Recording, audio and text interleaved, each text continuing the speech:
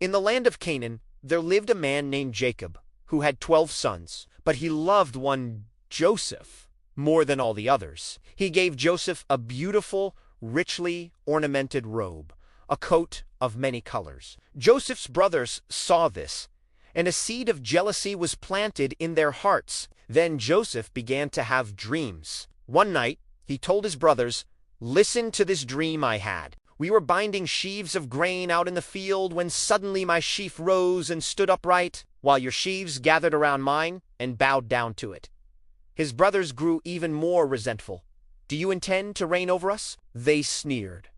Another night, Joseph dreamt again. "I had another dream," he said, "and this time the sun and moon and 11 stars were bowing down to me." When he told this to his father and brothers, even Jacob was concerned, though he kept the matter in his heart. One day, Jacob sent Joseph to check on his brothers, who were grazing their flocks near Shechem. Seeing him from a distance in his colorful coat, they plotted against him.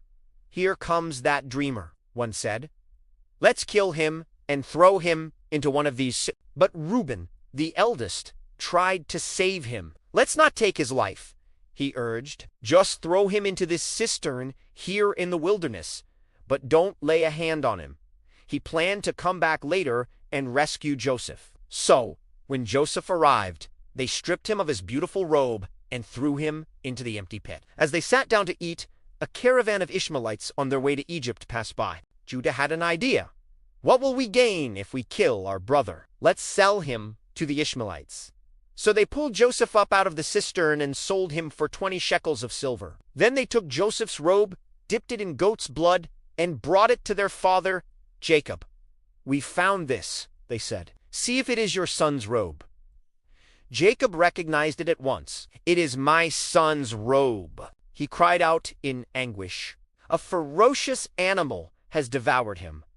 Joseph has surely been torn to pieces." Jacob mourned for his son for many days, refusing to be comforted. Meanwhile, in Egypt, Joseph was sold to Potiphar, an officer of Pharaoh. The Lord was with Joseph, and he prospered. But his journey was far from over. Falsely accused, he was thrown into prison. Yet even there, his gift for interpreting dreams did not leave him. He interpreted the dreams of 2 of Pharaoh's officials, and things happened just as he had foretold. 2 years passed. One night, Pharaoh himself had 2 troubling dreams that no one in his kingdom could interpret. Then the chief cupbearer remembered Joseph. "There is a young Hebrew man in prison," he told Pharaoh, "who can interpret dreams." Joseph was brought before the mighty Pharaoh. "I have heard it said of you that when you hear a dream, you can interpret it," Pharaoh said. Joseph replied humbly, "It is not in me." God will give Pharaoh a favorable answer. Pharaoh recounted his dreams of 7 fat cows, devoured by 7 gaunt cows, and 7 healthy heads of grain, swallowed by 7 thin heads. Joseph explained, "The dreams are one and the same.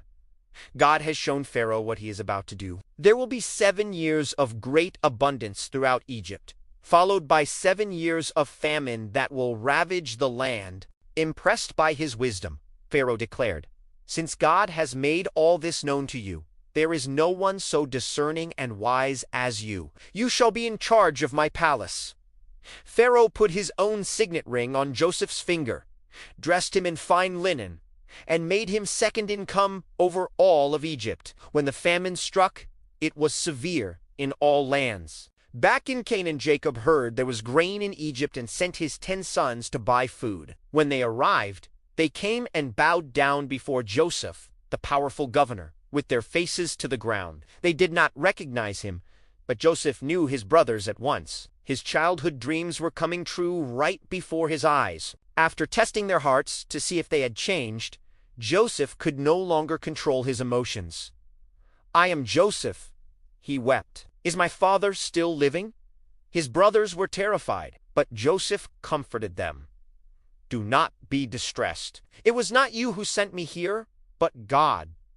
He sent me ahead of you to preserve life. Now hurry back to my father and bring him and all your families down to me. You will live in the region of Goshen, and I will provide for you."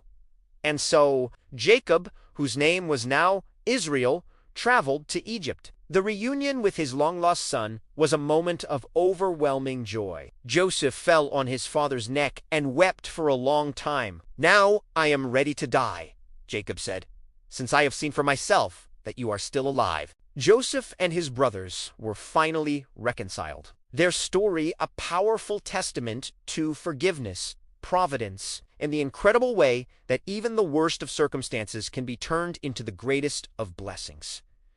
Thanks for watching. If this story moved you, please like, share, and subscribe for more content like this.